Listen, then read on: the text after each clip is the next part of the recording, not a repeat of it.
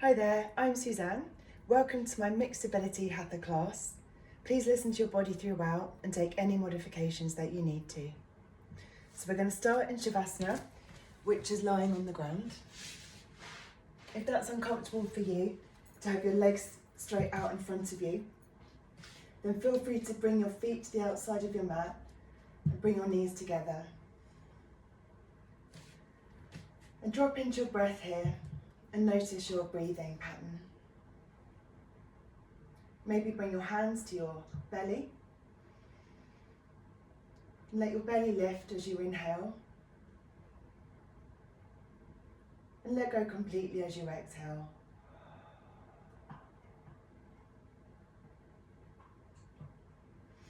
Inhale and bring your knees towards your chest, interlacing your fingers at the top of your shins.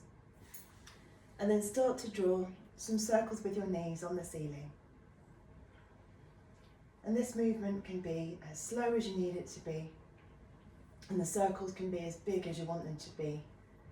And we're just waking up our hips and our lower back and our abdominal area. Bring your left foot to the ground, flex your right foot, and cross your leg over the top of your left knee. You might want to just gently push your right knee away from your upper body by pressing on the fleshy part above your knee, and this will gently open your hip. But if this feels comfortable for you, you can interlace your fingers behind your left thigh, and this is a reclined pigeon, and you exhale, you start to bring your legs towards your upper body.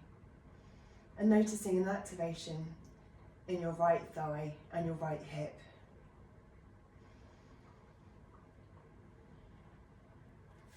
Bring your left foot back to the ground and do the same on the other side, crossing your flexed left foot over the top of your right thigh, maybe gently drawing your left knee away by pressing into your left thigh, or interlacing your fingers behind your right leg. Keeping your shoulders away from your ears, noticing if there's any tension creeping in this movement, and if there's any differences in sensations on your left to your right side. And just observe really, and use your exhales to draw your legs further towards your upper body. Inhale, bring your feet to the ground. Come onto your left side and use your hands to bring your body up into a tabletop position. And in this position, otherwise known as 4-point kneeling, spread your fingers, notice your wrists are under your shoulders and your knees are under your hips and your spine is neutral. We're going to do a few rounds of cat-cow.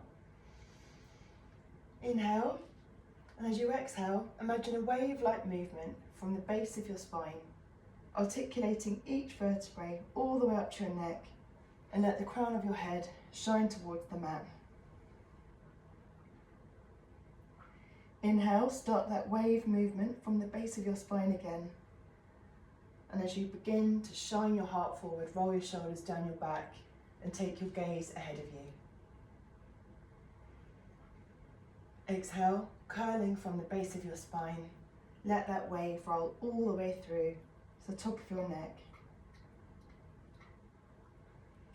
You might want to continue doing these cat-cows, they're really lovely spine mobilizers. Or as you inhale, bring your right leg out behind you with a flexed right foot. And as you exhale, draw your right knee towards your chin, which starts to really challenge your stability here. And if you're feeling like a challenge, you can bring your left arm into this movement and just notice the position of your hips, checking that your hip bones are pointing towards the ground. Exhale, start to bring your left elbow towards your right knee. And keeping your hips pointing towards the ground will help you with your lumbar stability here. It'll be using your core muscles instead of your back muscles. And inhale, coming into this bird dog position, which is a really meaty balance. keeping your gaze on the floor below you. Bring your knees next to each other. As you inhale, bring your left leg out behind you, flex your left foot. Exhale, bring your left knee towards your chin. Inhale, again checking in the position of your hips, checking that they're square. You can bring your right arm into this movement. And exhale, draw your right elbow towards your left knee. Inhale, imagine you're being pulled from your fingers down to your feet. You're finding length through your body. You're finding stability in your spine and in your lumbar pelvic area. Inhale into your bird dog balance and release. So spreading your fingers back in your tabletop position, curl your toes under, which is a bit of a gentle toe stretch. Press your hands into the earth and then begin to lift your knees off the ground, maybe just a few centimetres at first, noticing activation going all the way up to your armpits, and then begin to send your sitting bone towards the ceiling, lengthening completely through the spine, rolling your shoulders down your back, and letting your head be loose, your neck is long, and your gaze is towards your knees. And here, really prioritise length in your spine over straightening your legs. So bend your knee as much as you need to in this downward dog position. And take a full few breaths here. 70% of your lung capacity is in the back of your lungs. So it's a really lovely opportunity to breathe into the full capacity of your lungs. And it's also an inversion, so your heart is actually above your head in this position, so it's good for your circulation.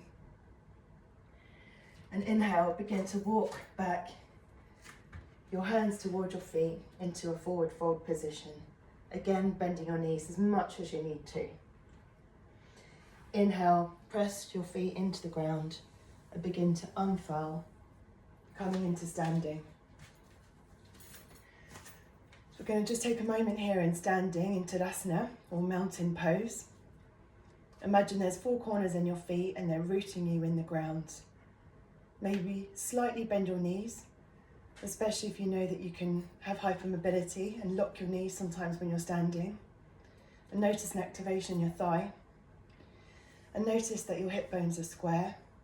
Maybe lift your ribs away